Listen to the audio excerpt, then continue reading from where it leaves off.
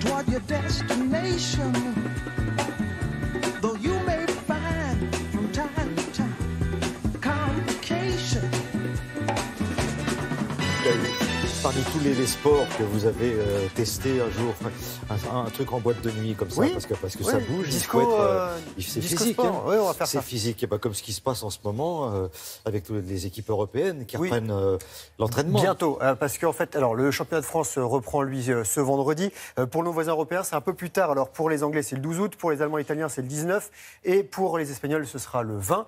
Donc les clubs européens, eux, ils s'entraînent ou ils font des matchs amicaux. Et on va voir des matchs amicaux. Justement, regardez, ça s'appelle l'Audi Cup. C'est un tournoi qui se déroule sur 2 jours à Munich en Allemagne. 4 clubs en compétition. Le Bayern, Liverpool, l'Atlético Madrid et Naples. Le Bayern ici en blanc, tenant du titre, a été écrasé 3-0 par les Reds de Liverpool. But de Mané, Salah et Sturridge. Et le Bayern espérait un 4e trophée.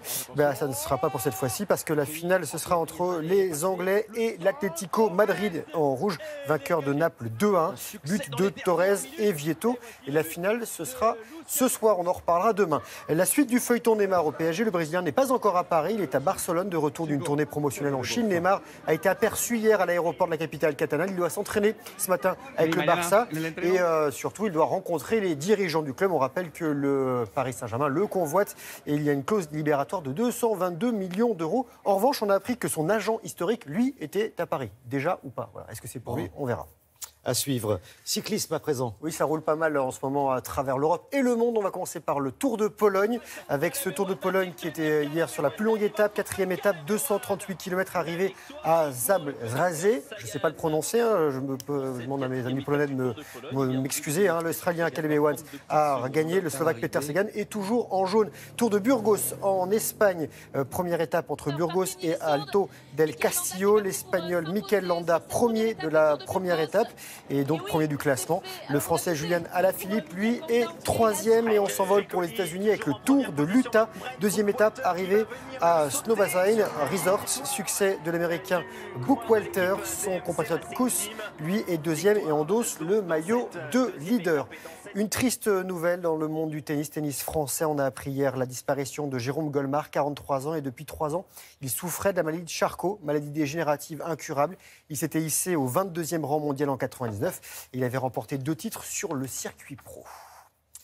Bien, on passe au surf à présent, avec une vague. J'ai l'impression qu'on va avoir une vague immense, Non, énorme. alors, je n'ai pas mis une vague immense, je vous ai mis des filles qui cartonnent, des Françaises. Vous auriez voulu voir une vague immense? Je vous les mettrai demain. Parce que j'ai vu des belles images de vagues immenses. Non, je vous ai mis, il y a 3 Françaises en ce moment qui sont sur le circuit international. Et c'est une grosse épreuve. Et il y a 3 Françaises qui sont sur le 3e round. Regardez ces jeunes filles. Nous sommes à Huntington Beach, en Californie, pour la 6e manche du circuit pro. 3 surfeuses françaises qualifiées pour le 3e tour.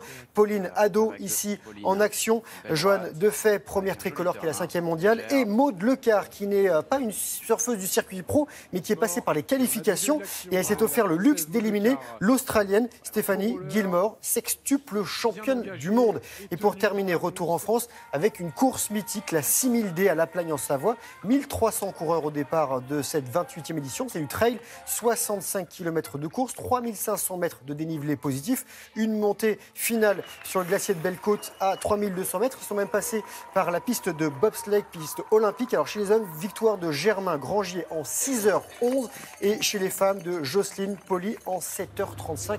Profitez de l'été pour vous aérer, pour aller courir et pour découvrir le trail si vous n'avez pas encore testé.